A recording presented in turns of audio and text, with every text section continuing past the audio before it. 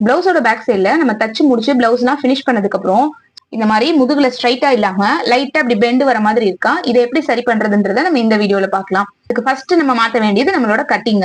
நம்ம blouse cutting வந்து பண்றப்போ நம்ம பேக் பார்ட் வந்து இந்த மாதிரி ஃபோல்டிங்ல கட் பண்ணிருப்போம். இந்த மாதிரி கட் பண்றப்போ இந்த டாட் மார்க் பண்ணதுக்கு அப்புறம் இங்க இருந்து இப்படி கிராஸ் வந்து எடுத்துக்கணும். அதை வந்து 1/2 இன்ச் அளவுக்கு நீங்க கிராஸ் எடுத்துக்கிட்டீங்கன்னா சரியா இருக்கும். ஆனா நம்ம எல்லாரும் எப்படி என்ன பண்ணுவோம்னா இப்படி ஸ்ட்ரைட்டா வந்து கட் பண்ணி எடுத்துக்குவோம். அந்த மாதிரி கட் பண்ணக்கூடாது. ஒரு 1/2 இன்ச் கிராஸ் எடுத்துட்டு எப்பயுமே கீழே மடிச்சு தைக்கிறதுக்கு எக்ஸ்ட்ரா கிளாத் கொடுத்துதான் மடிச்சு தைக்கணும். அப்படியே இதை ஃபோல்டு பண்ணி 1/2 இன்ச் அகலத்துக்கு இப்படி மடிச்சு தைக்கிறேன் அப்படின்னு சொல்லிட்டு தைக்க கூடாது. சரியா?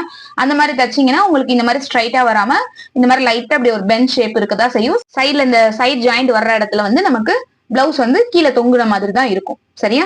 அதை அவாய்ட் பண்றதுக்கு எக்ஸ்ட்ரா பீஸ் கொடுத்து ஸ்டிச் பண்ணணும். அதை இப்ப எப்படி ஸ்டிச் பண்றதுன்னு பாக்கலாம். இப்ப நான் கட்டிங் வந்து கீழே 1/2 இன்ச் வந்து மேல ஏத்தி நான் வந்து கட் பண்ணி எடுத்திருக்கேன்.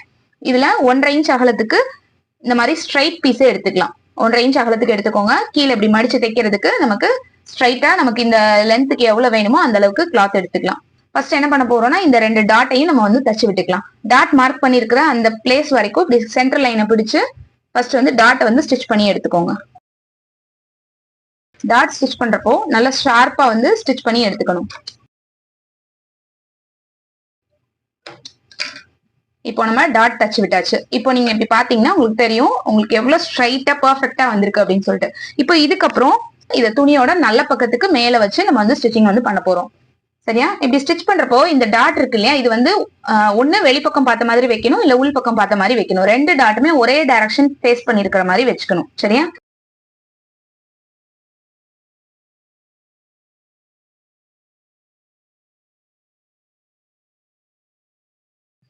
இப்ப இந்த மாதிரி கிளாத் வந்து அட்டாச் பண்ணதுக்கு அப்புறம் இதுக்கு மேல ஒரு பதிவு தையல் வந்து போட்டு எடுத்துக்கலாம்.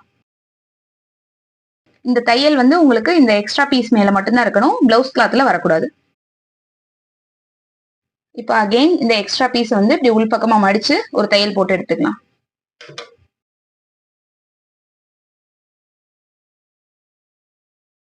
இப்போ சைட்ல இருக்கிற எக்ஸஸ் எல்லாம் கட் பண்ணிட்டு இதை பாத்தீங்கன்னா உங்களுக்கு நல்லா ஸ்ட்ரைட்டா இருக்கும்.